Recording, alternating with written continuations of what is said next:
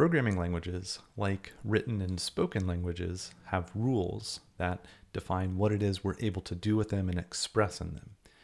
But different from the languages that I'm talking to you in now or foreign languages, we're trying to communicate with a computer, and we're trying to express our ideas in terms that can ultimately be understood by the machine that we're running on, by our hardware, so that our central processing unit is able to carry out the instructions that we'd like it to. So in this video, we're going to take a look at programming languages at a high level. What are they? What are the various kinds?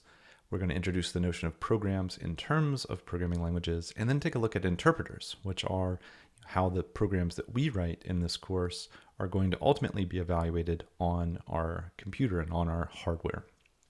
So let's jump right into it. The first thing to know about programming languages is that they're designed by and for humans, right? So just to jot down a few notes here before we explore some of this on our own. The first thing to realize is that we're trying to make humans' lives easier, our lives as programmers. So these are defined and designed by, you could even say they're invented by, humans.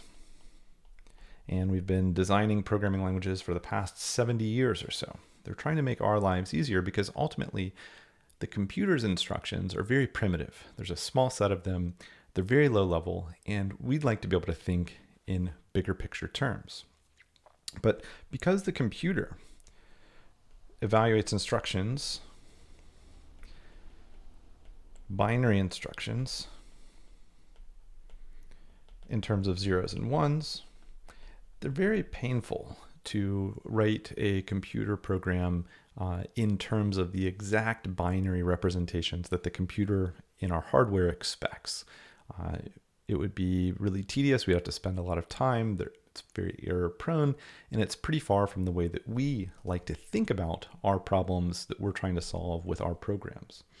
And so programming languages were invented to make this translation process easier, to make it easier for us to express our ideas and then have those ideas translated into the instructions that a computer is able to execute. So we tend to break our computer languages down into different categories, and I'm going to wave my hands and just be very oversimplify this, but say there's two levels of programming languages. So there's low-level programming languages, and these are very close to the machine. And by the machine, I mean the CPU, the central processing unit's instructions. Right? So examples of this are assembly. And if you continue on in computer science, you would learn about assembly code in a course called computer organization. Assembly is effectively, okay, rather than writing binary, let's write very simple but direct translations of here's the instruction I want to have the computer evaluate that has a direct one-to-one representation as binary. But let's make it a little bit easier. Rather than zeros and ones, let's put some words and letters and conventions to it. This is still very low level and pretty tedious to write by hand. Some people still do when they're needing to carry out very specific niche things, and when they're writing an operating system, you can't avoid writing a little bit of assembly. But generally, this is still pretty low level. Another low-level programming language that's still a little bit higher than assembly, but lower level than what we'll be using is C. And so the C programming language was invented in the 70s. Again, if you carry on in computer science, you would learn about the C programming language in COMP110, which is our systems programming course. Nevertheless, it's still pretty low level. You're dealing much closer to the machine than we will in our high-level programming language. So let's actually think about another kind of programming language, which is a high-level languages, which are trying to make it easier to express programs in our domain, in our problem domains. So what's a problem domain? Well, typically we're trying to write programs for scientific computing or for applications, and we want to be able to think about these in terms of the types of problems we're solving. We want to think about, if we're writing a model of how a virus is transmitted through a population, how do we express this in terms of a population and a virus and higher level big picture ideas, rather than thinking about the nitty gritty of how exactly is this playing out on our machine. Ultimately, though, these high level languages do need to be translated down to the simple instructions that our computer is able to understand. But higher level programming languages give us the ability to not worry about so many of those details and let our interpreter or compiler, which we'll talk about in just a moment, let some other program take care of the process of translating our instructions in a high level language into what the computer can understand in a low level language. Ultimately, though, our programs do need to run on a computer in the very simple terms of what it's able to do. So there are many similarities that will be shared between high-level languages. But what do we mean when we say a language? What is it made up of? Well, languages have syntax, and syntax are the rules and the things that we can express to form a valid program. So for example, this is punctuation. This is rules around the casing that we use. So most programming languages are case sensitive, meaning if you spell out the word "the" as lowercase versus uppercase, they have different meanings. Sensitivity, the rules of a grammar, and so the programming language that we're going to use, in fact, all programming languages have a grammar associated with them, and this grammar determines, what is a properly structured statement. And we can think of statements as analogous to sentences in English language, where they need to have certain things. There are different kinds of statements we can form, and the rules of which the order in which we'll place things, or what's valid in which positions, are very similar to, where is it expected that you would have a comma in an English sentence or a period at the end of it, things of this nature. So we'll see that the syntax of a language is really the punctuation we use, the words that we use, the spelling, the order in which we add our things to a line. Another important is spacing. So spacing such as white spaces, like spaces versus tabs versus new lines. The spacing in our program, especially in the programming language we'll be exploring, the Python programming language, winds up being very important. And so there's a big difference between where you put your spaces relative to the statements of your program. So syntax is sort of the rules and the conventions that we use, whereas semantics conveys what does the code do when it runs.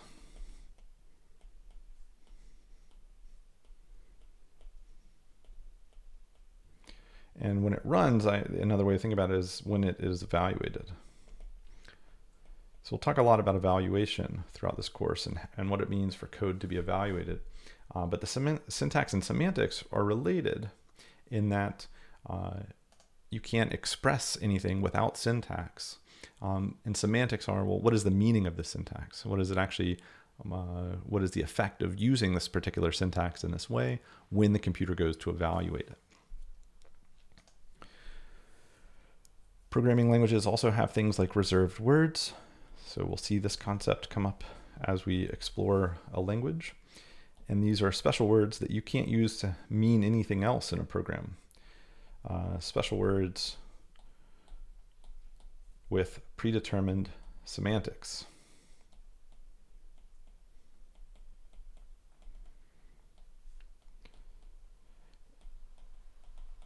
So these words, if you tried to overwrite them or define them to mean something else, you would see that there's an error in that. One of the nice things about a programming language, when we're thinking about syntax and semantics, is that the syntax will be checked for you automatically. And this can be frustrating in the beginning as you are getting used to the rules of the syntax and understanding how to write valid programs. And so sometimes it feels like it's pretty particular, where you'll get an error over something that doesn't feel like it's a big deal. Why is it so angry that I accidentally put a period here at the end of this line, but not somewhere else? And seeing an error in this way can be frustrating in the beginning because you're not used to the rules and you're not used to the level of specificity that's expected in the syntax. But Python as a language actually is pretty helpful in showing you exactly here's where your syntax has gone wrong, and usually offer some suggestions that are helpful on correcting it. In our language, we're able to express definitions. We can define what things mean. So even though there are some words which are reserved, we can define we can define our own language, or, as I mentioned earlier, if we wanted to make a modeling of a virus and propagation through a population, we can define what the terms virus and population mean and come up with our own understanding of what that is in our program by defining them and providing those definitions. There's also statements. And statements are, like I said, similar to English in that they express some complete idea and they have semantics associated with them. So we'll see that statements in the next lesson, which is a reading, will be formed in terms of oftentimes using something called expressions, but I'm not going to get into that here. All of these things are a part of what we think of as a programming language. And even though we're going to be focused on the Python programming language, the ideas that you learn about syntax, semantics, reserved words, and these things, they are directly transferable to many other languages, even though other languages will have their own different syntax, their own semantics for some of these things. As I mentioned, because ultimately these programs need to run on a central processing unit, many of the types of things that you can express in one language, you can express in another language. So learning your first language tends to be the steepest climb, and then thereafter that you can transfer your understanding to other language relatively easily in comparison. Now that we've covered this, let's talk just briefly about what a program is. So a program is written in a programming language, as you would expect, and is a sequence of statements that carry out some desired actions, right? So a program we'll see is really just a sequence of statements. And programs can be broken down into smaller and smaller pieces. So we tend to structure our programs in ways that we build our little building blocks. We'll come to see that these are called functions, and later in the course, classes, and we have different ways of building little blocks together, but they're sequences of statements. And one of the best analogies for what a program is it's a recipe. It's very similar to a recipe for here's a set of instructions or a sequence of statements that we want our computers to carry out on our behalf. As I mentioned in an earlier lesson, we have computers which can carry out not even thousands, billions, orders of magnitude off between thousands and billions of operations per second. So as we craft our programs, we have a lot of power that we're trying to harness in our computers, and we're writing recipes for our computer to follow. Now these recipes have, it's not just step 1, step 2, step 3. We'll come to learn there's something called control flow, where we have different ways of saying, actually keep repeating this sequence of instructions until you've completed some job or something has happened. Or if one condition is true, I want you to carry out these set of instructions, but if something else is true, do something else instead. And so that conditional ability to choose and behave in different ways is part of writing a program as well. This is control flow. And that control flow is all defined by syntax that our programming languages have, and that syntax has semantics. So there's a special reserved word for if something is true, right? Then the semantic is do one thing, else do something else. We'll have plenty of time to explore this in the weeks ahead. The other thing about a program that's important to recognize is we're building up a little world, and we'll get a chance to explore this just briefly today and in this lesson. And so we're defining things. We're defining sub-programs. And these sub-programs might be something we would call an algorithm. So I briefly want to write what an algorithm is and specify it as a set length of instructions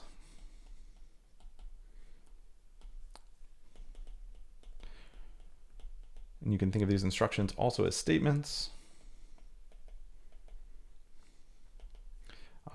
that can solve arbitrarily sized problems.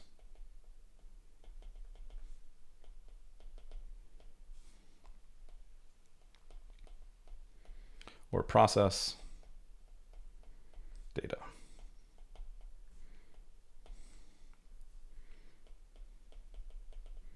Of varying sizes, right? And so an algorithm is an important concept, and we'll be coming across many algorithms as we move through this course. Now, a program is not one-to-one with an algorithm. You could imagine an algorithm that is effectively just a singular, you could imagine a program that's effectively just a singular algorithm being evaluated. However, most programs use multiple different algorithms behind the scenes. And so an example of this is, let's imagine you are using a program such as Instagram. And on Instagram, you have multiple different algorithms for processing a photo and applying a filter, so that each of those filters would actually be an algorithm. And it's able to run on, pictures that are in horizontal orientation or vertical orientation, or different sized photos depending on the camera that the photo was taken on. And so our programs will often be made up of many simpler algorithms. And what's really cool about an algorithm is that you're writing a fixed number of steps, and those steps can be applied to larger and larger data sets. Now, there are some algorithms that tend to only run on one sized problem, and they would still be considered algorithms. But what I want to point out, which is the real beauty of programming, is you can write simple programs that process really large amounts of data. And this is what computers were originally designed to do, and a really powerful tool that we have at our fingertips. So with these definitions out of the way, let's actually change directions and jump into VS Code for just a moment. So after you've completed the setup of the software that we're working with in this course, we can go ahead and explore some of these ideas. So let's go ahead and make, I've got VS Code open, and I'm opening a new tab for my files folder. And let's make a new directory called lessons. And in this lesson, let's make demo program.py as a file. So here we're defining a program, and that Python program is denoted by the .py extension, right, of this file name that we just created. And we can organize our programs into singular files. We'll also see as we move through this course that programs can be organized into mini files which work together. But for now, we're going to be looking at single file programs. And in the previous lesson, we talked about a terminal. So let's try pulling that up. I'm going to my view menu and opening terminal. Another way of doing this is, and I've actually got some things opened here. Another way of doing this is pressing the Control tilde, right? So the tilde button is in the top left of your keyboard. If you hold down Control and press tilde, that will cause your terminal to open. Another way is in your, there's a place that you can type commands up here. This is the command palette. In your command palette, you can write terminal. Oops. To use the command palette, you have to put in a caret here. You can write terminal and create new integrated terminal, and we will see that that gets pulled up in that way. Typically, as you're getting used to navigating VS Code, I would encourage just going to the view menu and looking for your terminal, or the terminal menu and saying new terminal. Either way is totally valid. So there's a terminal menu that will do the same thing. If you're asked if you want to update what's called a Z shell, which is beyond our concern, just press yes and you'll get the latest Z shell. Now, your terminal may look slightly different than mine here, but the terminal is this area here. And this is an example of a textual-based interface, right? So this is a command line that we're working with. And the first thing that we can do is start up to play around with this, is start up a Python 3 interactive REPL. So I'm using a term here that we haven't discussed. What is a REPL? Well, it's a read, evaluate, print loop. And I should have mentioned this before jumping into it. But when we are thinking about how are these programs and these programming languages evaluated and run our machines, there's sort of two big families, or two classical ways of thinking about how a programming language gets evaluated on a computer. One is through a more complicated process called compilation, and this involves a compiler and some other tools potentially that generates a program that runs directly on your CPU. What we'll be using in the Python language is classically thought of as an interpreted language. So there's this program that will go and interpret line by line or statement by statement your programs in the code that you write. And what we're doing here is we're starting a process, a Python 3 process. So Python is an interpreter. And one way of working with Python is what we would call interactively, where we can write our statements one by one in what's called a REPL here, and they'll be evaluated. They'll first be read, and the syntax will be checked, right? We've talked about syntax. The rules will be checked. So if I did something that would be invalid syntax, like 1s2, we would see, oh, there's an invalid syntax here. It says, we don't know what we're doing. It thinks we're trying to specify a decimal, but what is this S here? So this is an invalid syntax, and we see that we get a syntax error because of that. Now, if I had said, 110 here, we would see that 110 just evaluates as 110. So the first step of this REPL, this REPL, is read. And we read in some statement, and Python tries to determine, is it valid syntax? Once we determine it's valid syntax, this is when semantics come into play, and we evaluate this syntax and see what is the result of this. Well, this syntax is a number literal. You'll be learning about this in the very next lesson. What is a number? What is an integer? This is more technically an integer literal. And it's evaluated as just a value, the integer literal 110. This is contrasts with a string, where a string has textual data. Again, you'll be learning about these details in just the very next lesson. But string, so hello, is how we would use some textual data. And we see that evaluates to the string hello. And notice the quotes here are sort of irrelevant. And in Python, you can use your double quote or your single quote interchangeably. Again, that's semantic concerns. And the evaluation is, well, we have hello. We're going to learn about something called constants soon, but you can imagine declaring a constant and saying pi is 3.14. And notice that nothing happened here. It doesn't look like we got any output from this. Well, that's because this is an example of a declaration, a variable declaration statement, where we're assigning or binding the value 3.14 to pi. And now if we were to ask, well, what is pi defined as? We would see it's 3.14. Well, we haven't defined anything for, say, the constant 0. 0 is not defined. Well, if we define 0 to be 0, and we asked what is 0 now, we'd see that, okay, it's been defined as 0. So notice we're executing statements, singular instructions at a time that we're writing as statements in our programming language. And the interpreter is going and evaluating those on our behalf. And oftentimes it's printing back out to us what is the evaluation of this. So you'll notice here, and we'll talk about this a little bit more specifically when we look at Trailhead, but when I ask for what is 0, in this acronym REPL, R-E-P-L, the P is print, and here we're printing the evaluation of that statement, and 0 evaluated to the number 0 because we had defined it as such before. Pi prints to 3.14. We'll learn that when we go and we write programs that are stored programs, we'll need to print these values out for reasons we'll discuss at the time, but that looks very similar.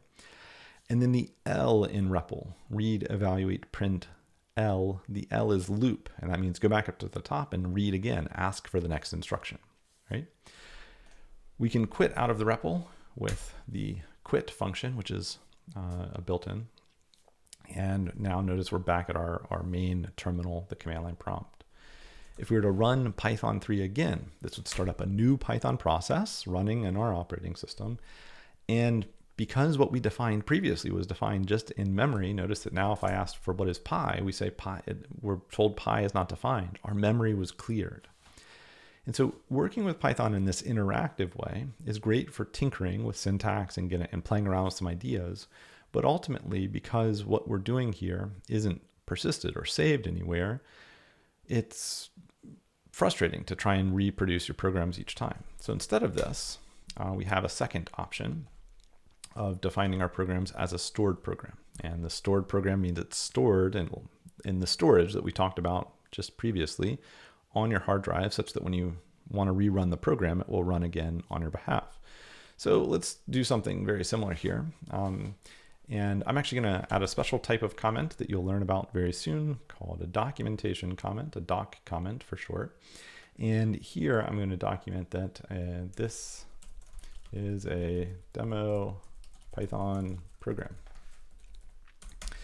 And we can do what we did before. We can define pi, and I'm going to do something a little bit special here and say pi is very specifically type float.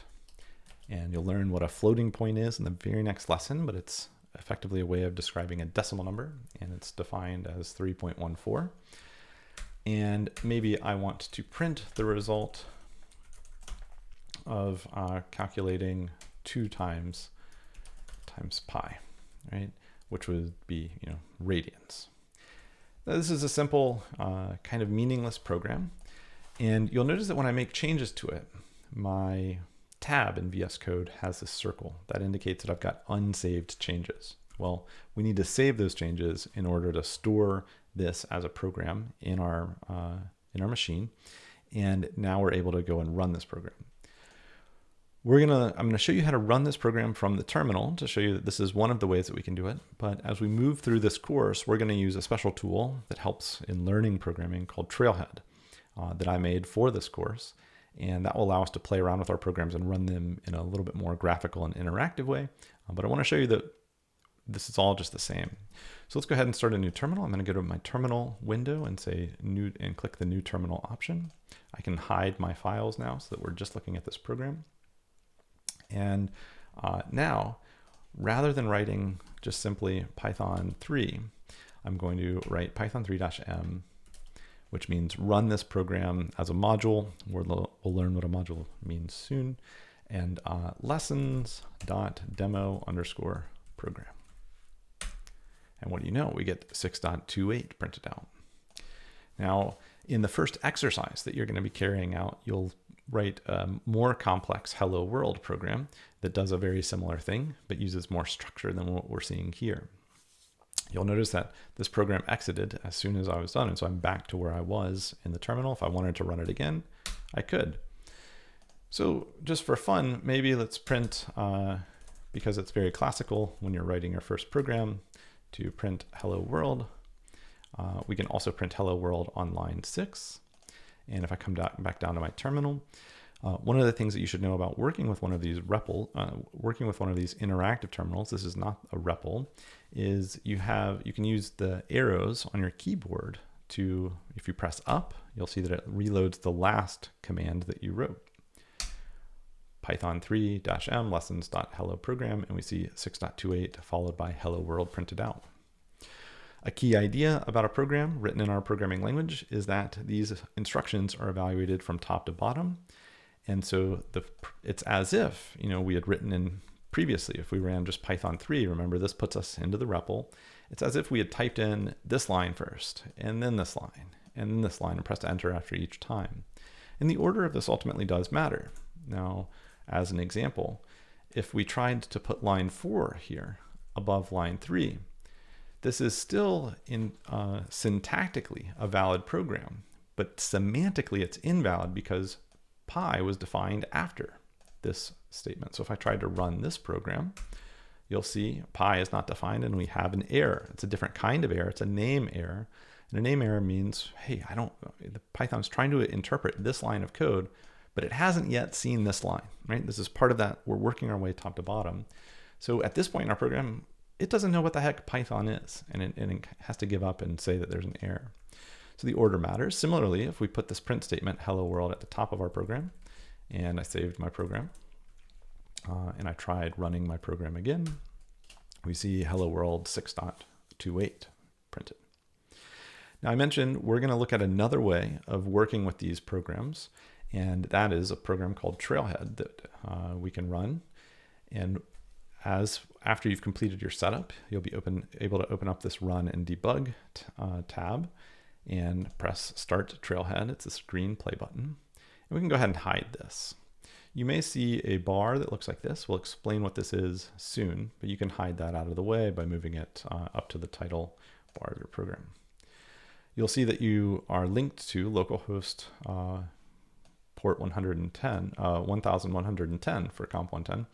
And I've actually gone ahead and opened up this in a separate browser window here.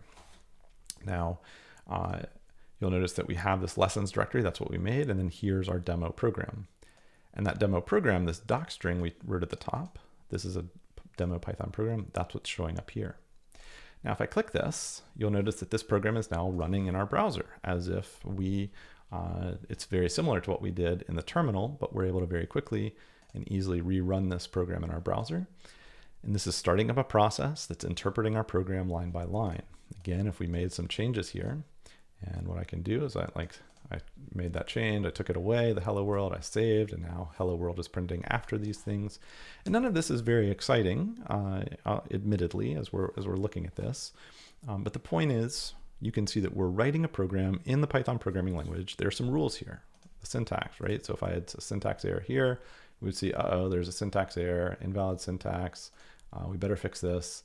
And we fix it, we save our program, we run it again. Now, one of the other interesting things about Trailhead is just like you saw the REPL in the terminal, when we were able to type in statements line by line, you can also do this in Trailhead. That's what this Interact tab is. And you'll notice that with Interact, it's actually loading our program. So pi is loaded here to be the value 3.14.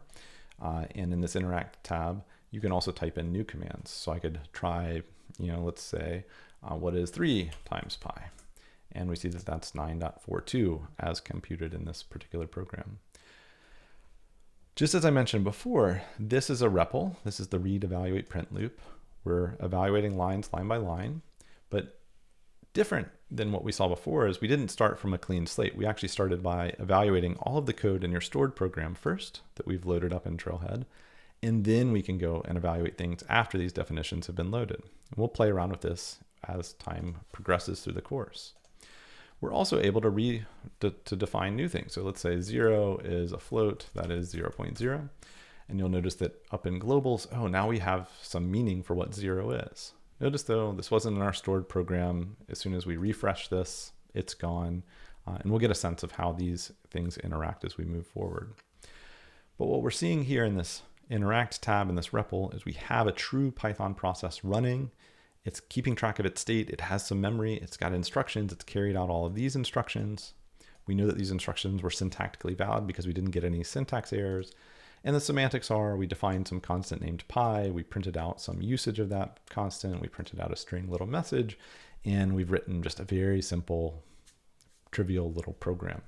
We can play with it in Trailhead or in the terminal. And these are two different ways of running a program and running a process. One thing I'll mention as sort of a closing note on this is if I were to actually open up this Trailhead in two different tabs, I want to point out that each of these is running its own separate process. So even though we have one program, our computer is able to create many instances of that program running separately from one another. And so now I could say, print foo, and we see that foo gets printed here. I could also define 0 in this running process to be a float that is 0.0. We see that 0 exists here, but it doesn't exist over in this process. So in this process, I type what is 0, 0 is not defined. In this process, I type 0 and boom, it is defined. So the operating system is running multiple instances of this program, and this makes sense, right? You've used programs on your computer. In fact, you can think of each tab in Google Chrome or Safari or Microsoft Edge as being its own little process. It has its own state. It's looking at different things. It's loaded up different values onto each of those processes, even though they're running the exact same programs, right? So we can have multiple instances of a singular program, each running as a process. So in this video, we have taken a look at a few things. We've taken a look at programming languages, and we've taken a look at some simple programs written as statements, which are evaluated line by line.